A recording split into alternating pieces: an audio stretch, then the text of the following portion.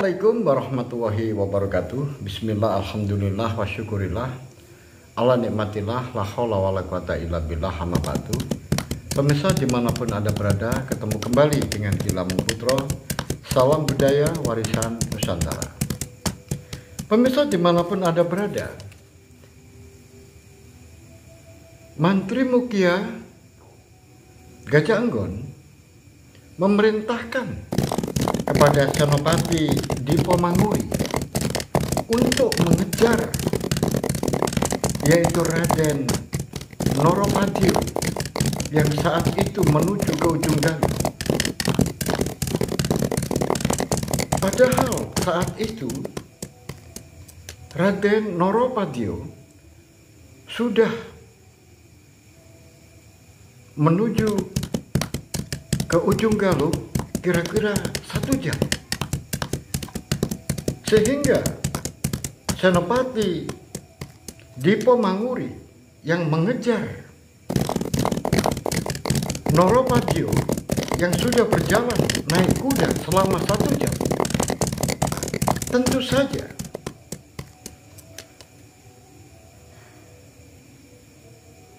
Senopati Dipo Manguri dan prajurit-prajurit yang lain tidak bisa mengejar. Akhirnya Senopati Dipo Manguri dan anak buahnya sampai di ujung Galuh tidak menemukan Raden Noropadio. Akhirnya Senopati Dipo Manguri berpendapat mungkin saja yang dicari, yaitu Raden Noropadio, sudah terlanjur naik kapal untuk menuju Pangpang Hamuncar di Banyuwangi. Oleh sebab itu diambil keputusan oleh Senopati Dipo Manguri untuk kembali. Tetapi Senopati Dipo Manguri tidak langsung menuju kota raja. Dia mencoba untuk berspekulasi, barangkali masih ada di rumah orang tuanya, yaitu Japanan. Oleh sebab itu dikejarnya menuju ke Japanan. Dan sampai di Japanan sangat mengejutkan orang tua dari Raden Noropadio, yaitu orang tua yang didatangi sekian banyak orang-orang yang berkuda, tidak lain adalah prajurit. Turo Bermi sangat terkejut, kemudian langsung menyambut prajurit-prajurit yang dipimpin oleh Senopati Dipo Manguri itu. Maka Turo Bermi, orang tua dari Raden Noropadio, langsung mengatakan, jangan pakai basa-basi, langsung saja. Apa yang menjadi keperluanmu? Datang ke sini. Akhirnya Senopati Dipo Manguri mengatakan bahwa aku diperintahkan oleh Rakrian Mantri Mukia untuk mengejar putramu, yaitu Raden Noropadio, yang menuju ke arah ujung Galuh. Tetapi di ujung Galuh tidak aku temukan. Kenapa kamu mengejarnya? Apakah anak saya melakukan kesalahan? Oh bukan, Ki. Raden Noropadio mendapatkan perintah atau berinisiatif dengan kemauannya sendiri untuk menyusul Brahmana Pangpang di Hamuncar, Belambangan. Nah, kemungkinan saja sudah naik kapal, Ki. Terus aku sekarang bertanya, bagaimana besan saya, Prabu Hayam Wuruk, sakitnya bagaimana? Sakitnya, Ki, yang hanya bisa menyembuhkan adalah Brahmana Pangpang, yaitu Brahmana dari Teluk Pangpang, Hamuncar di Belambangan. Oleh sebab itu, Raden Noropadio pergi ke sana untuk menyusul Brahmana itu. Tiba-tiba Nyai Turo Bremi mengatakan, "Wahai prajurit, semalam anakku datang, tetapi hanya mampir, tidak mengatakan apa-apa, dan juga tidak mengatakan kalau mau menuju ke Belambangan." Benarkah? Benarkah, Nyai? Benar. Semalam hanya mampir saja. Kemudian dia melanjutkan perjalanan. Pemirsa dimanapun Anda berada, akhirnya Senopati Dipo Manguri berkesimpulan bahwa yang dicari, yaitu Raden Noropadio, mungkin tidak jadi ke Belambangan. Atau Raden Noropadio tidak berhasil menemukan kapal yang menuju ke Belambangan, sehingga dia bertekad naik kuda untuk menuju Belambangan. Nah, oleh sebab itu ada dua kemungkinan. Kemungkinan kembali ke kota raja atau menuju ke Belambangan tetapi dengan naik kuda. Oleh sebab itu, Senopati Dipo Manguri langsung mengajak anak buahnya untuk kembali ke ibu kota, yaitu kota raja.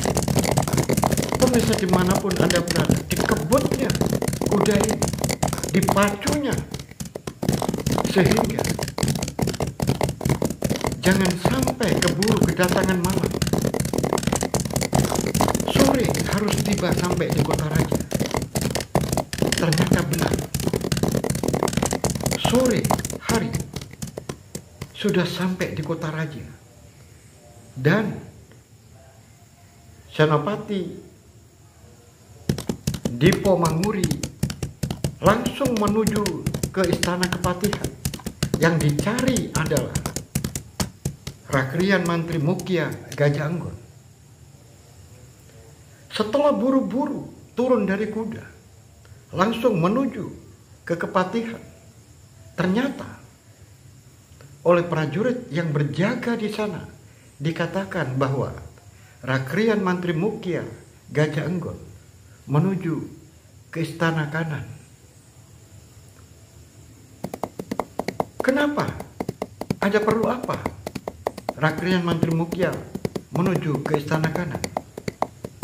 Prajurit yang berjaga mengatakan, "Apakah kamu tidak tahu berita yang ramai di sore hari ini?" Berita apa itu? Bini Aji, yaitu istri muda dari Prabu Hayam Wuruk, digigit ular di istana. Wow, benarkah itu? Benar. Digigit ular. Ular dari mana di istana ini? Aku tidak tahu. Pemirsa dimanapun Anda berada, langsung Senopati Dipo Manguri tidak tunggu lama, langsung kembali menuju ke istana kanan. Di istana kanan maka ditemuinya, yaitu Rakrian Mantri Mukya sedang menghadapi prajurit yang membawa keranjang. Setelah didekati, ternyata Rakrian Mantri Mukya sedang berbincang-bincang dengan prajurit. Yang mana prajurit itu sambil membawa ular di dalam keranjang yang sudah mati. Kemudian Rakrian Mantri Mukya mengatakan, kira-kira ada berapa ular yang ada di balai tempat Bini Aji? Mohon ampun Gusti Patih, banyak sekali, lebih dari 10, karena yang mati ini sudah jumlahnya 10, sedangkan masih ada ular yang masih belum berhasil ditangkap. Oleh sebab itu, lebih dari 10. Ular apa saja itu? Macam-macam Gusti Patih. Ini ada ular ulang, ini ada ular uling, ini ada ular bandotan, dan ini ada ular dumung kebu, dan masih banyak lagi ular jenis lainnya. Siapa yang mengirimkan ular ini? Tidak mungkin ular-ular ini datang sendiri. Kemudian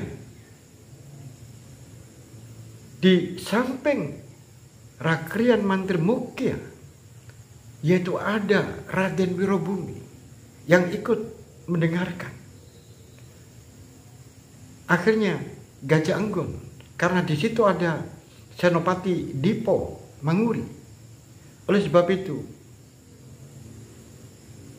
Senopati Dipo Manguri berbisik kepada Rakrian Mantri Mukya, Gajah Anggon, yaitu ingin berbicara hanya 4 mata.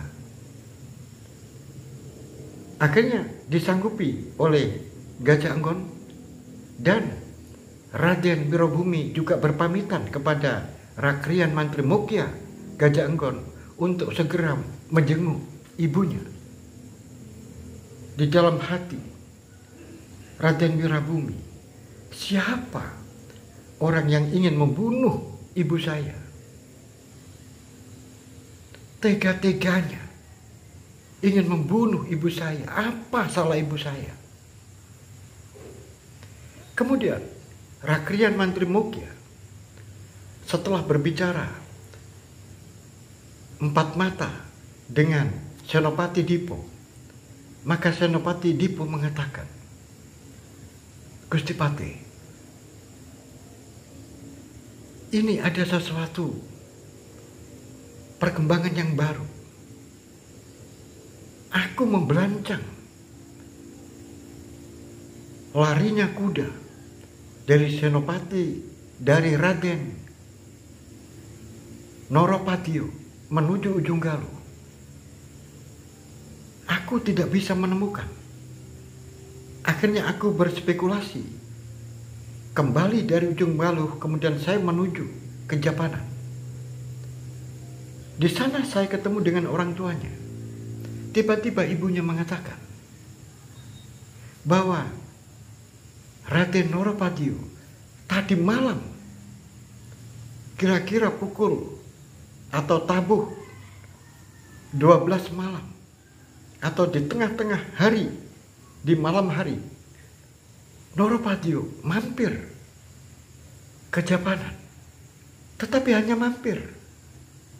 Setelah itu tidak mengatakan mau kemana, langsung dia memacu kuda.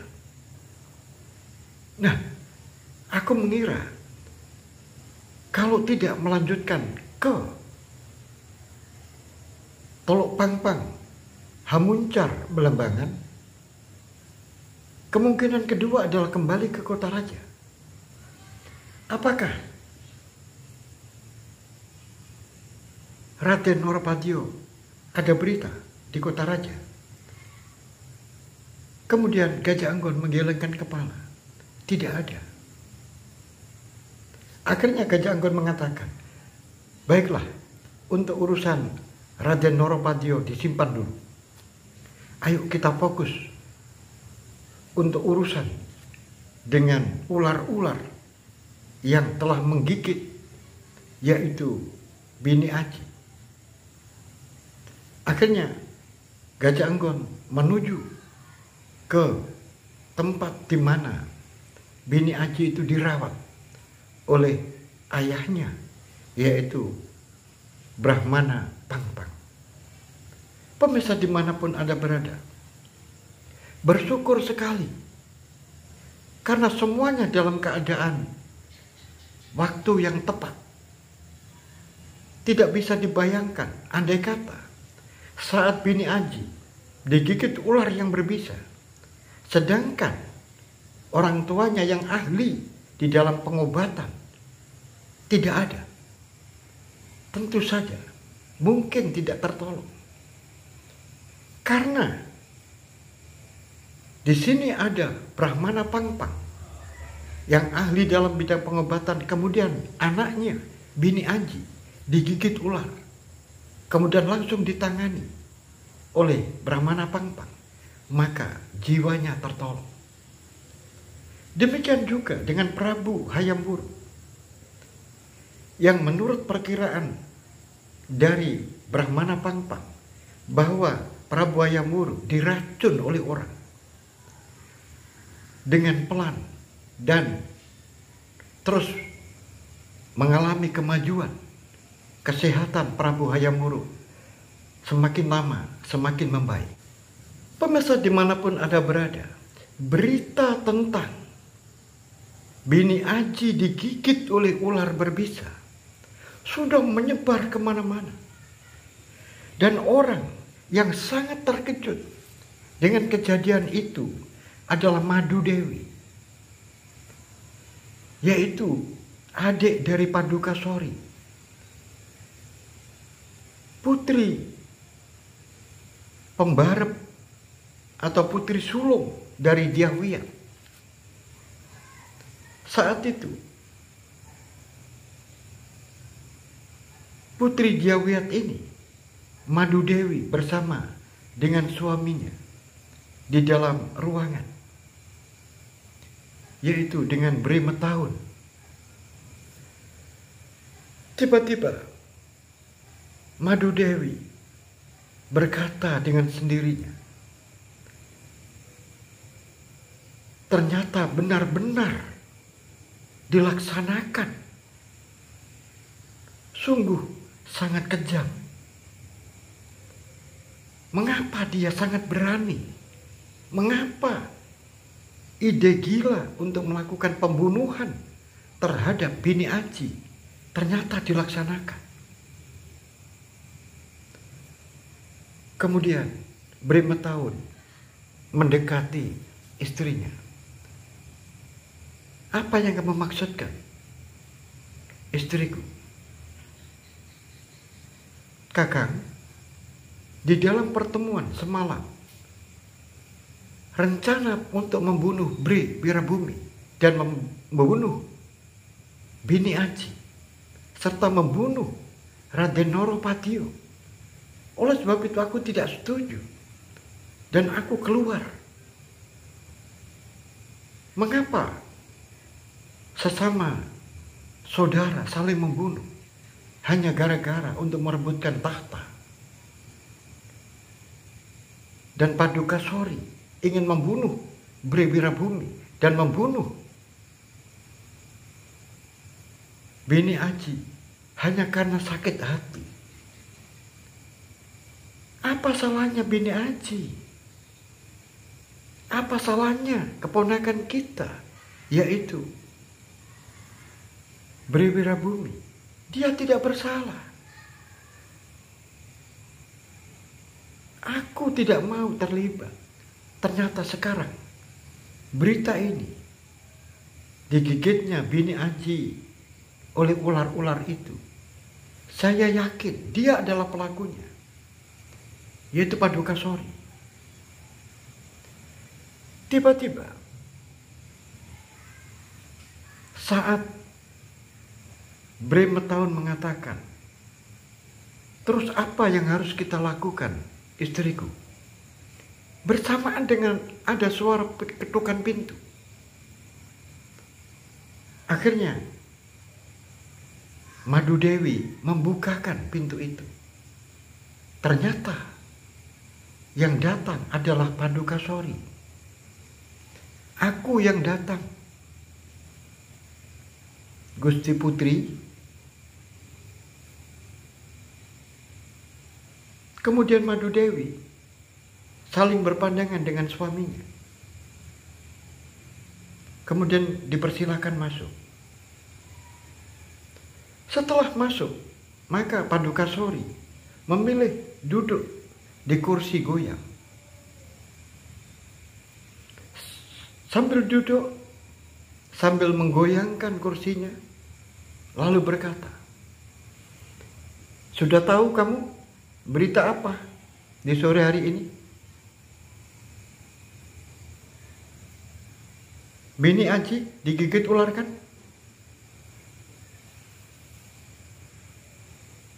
Madu Dewi, kakaknya, tertunduk. Kemudian mengatakan, "Pasti kamu pelakunya. Kamu tidak tahu bahaya. Mengapa tetap kamu laksanakan untuk membunuh Bini Aji? Tapi kan tidak berhasil. Gagal. Karena ada orang tua itu. Orang tua dari Deso itu. Mengapa dia ada datang? Mengapa dia ada di sini? Sehingga bisa ditangani. Tidak jadi Bini Aji mati. Sungguh, adikku, Padukasori, ingatlah, sadarlah bahwa tindakanmu ini sungguh sangat bahaya. Membahayakan dirimu sendiri. Sadarkah kamu atas tindakanmu ini? Duh, kan bukan aku pelakunya. Kan pelakunya Mpu Tanding. Ya silakan Mpu Tanding yang dihukum. Mengapa harus saya? Adikku, Padukasori, sebodoh-bodohnya orang pasti bisa memperkirakan, bisa mengatakan Mpu Tanding itu ada yang menyuruh. Ada yang di belakangnya Mpu Tanding itu ada. Kamu pasti nanti akan Mpu Tanding mengatakan akan disuruh atau di belakang itu adalah kamu. Tidak bisa. Kapan aku memerintahkan Mpu Tanding? Siapa saksinya? Siapa buktinya? Ya akan ditanggung sendiri oleh Mpu Tanding, bukan aku. Pemirsa dimanapun ada berada, Padukasori benar-benar keras kepala. Dan kakaknya, yaitu Kang Mboknya, Madu Dewi, dan kakak iparnya, Bri Metaun, hanya bisa diam. Tiba-tiba ada suara dari luar, ada ketukan pintu, sambil mengatakan, "Aku ibumu, Diawiat, bukakan pintu." Buru-buru Madu Dewi dan Bri Metaun menuju ke pintu. Kemudian dibuka pintunya. Terlihat Diawiat. Kemudian dua orang ini melakukan sembah sungkem dan dipersilakan ibunya masuk. Saat Diawiat masuk dan dilihatnya di sana duduk, yaitu Padukasori yang tanpa memberikan penghormatan kepada ibunya, duduk di kursi goyang. Langsung ibunya mengatakan, "Apa yang kamu lakukan? Ngaku, apakah kamu yang melakukan upaya pembunuhan terhadap Bini Aji itu? Gila kamu. Ibu ini ngomong apa? Datang-datang kok sudah marah. Jawab dengan tegas. Apakah kamu yang melakukan upaya pembunuhan terhadap bini Aji? Ibu, jangan marah begitu. Siapa yang melakukan pembunuhan kepada bini Aji? Aku tidak melakukan. Yang melakukan itu Mpu Tanding, bukan aku. Kamu ini, walaupun itu Mpu Tanding yang melakukan, tapi apakah kamu yang menyuruh? Duh, saya tidak menyuruh. Akhirnya pemirsa dimanapun Anda berada, Madu Dewi mengambil kursi, kemudian meletakkan kursi itu tepat di depan ibunya, yaitu Diawiyah. Kemudian bercerita, Kanjeng Ibu, bagaimana aku mengikuti pertemuan rahasia itu? Ibu kan tidak datang, ayah kan tidak datang. Aku datang. Aku mengira bahwa pertemuan itu adalah untuk membahas kemungkinan-kemungkinan bagaimanakah mencari solusi agar saudara ipar saya, saudara sepupu saya, yaitu Prabu Hayam Wuruk ini dicarikan solusi. Akan dibawa kemana? Akan diobatkan kemana? Kemudian aku mengira setelah Kakang Prabu dalam keadaan sakit, kemudian tidak bisa mengendalikan pemerintahan, kemudian dicarikan solusi. Siapa yang sementara ini yang diserahi untuk memegang kekuasaan saat Kakang ini sakit? Atau mencari kemungkinan-kemungkinan apabila Kakang ini tiba-tiba wafat, meninggal, kemudian siapa yang menggantikan? Aku mengira pembicaraan itu di daerah itu, di sekitar itu.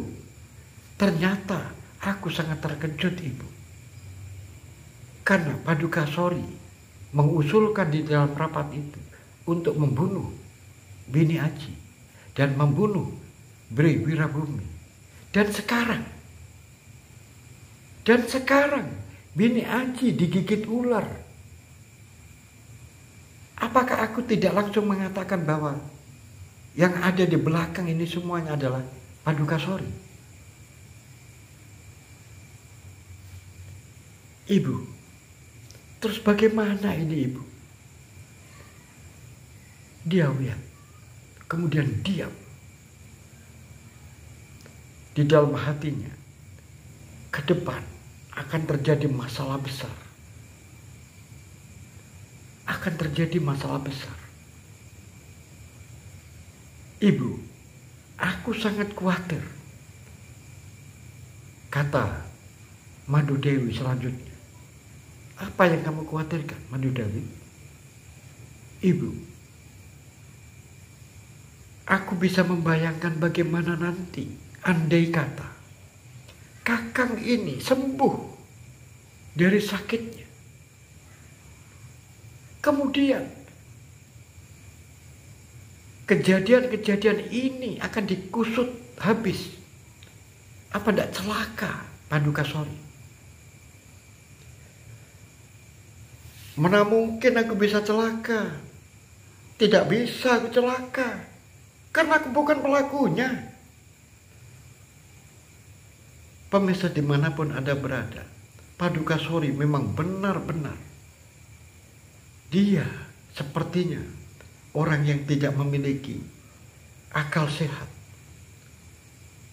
Apakah dia benar-benar sudah stres atau putus asa atau entah apa sebutannya?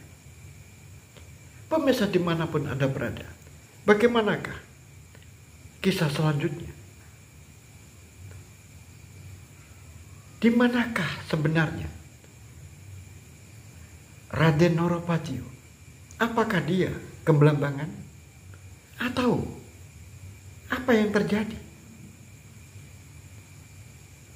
Kemudian setelah dirawat oleh mertuanya, apakah Prabu Hayam Wuruk kemudian nanti bisa pulih kesehatannya? Dan bagaimana langkah-langkah orang-orang yang ingin berambisi untuk melakukan perebutan kekuasaan di Mojopahit? Oleh sebab itu, pemirsa dimanapun Anda berada, ikuti terus cerita ini hingga sampai selesai. Akhirul kalam, billahi taufiq wal hidayah, waridha wal inayah. Assalamualaikum warahmatullahi wabarakatuh. Salam budaya warisan